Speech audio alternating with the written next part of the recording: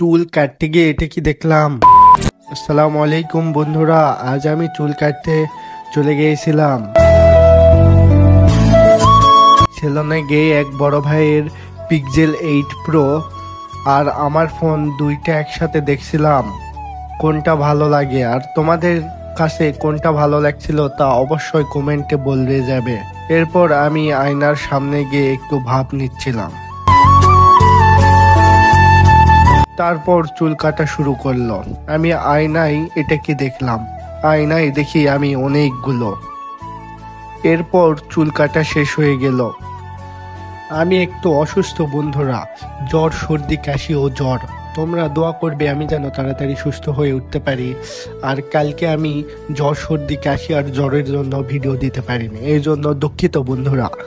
আর বন্ধুরা, তোমরা তাড়াতাড়ি ভিডিওটাতে লাইক এবং চ্যানেলটাকে সাবস্ক্রাইব করে নাও।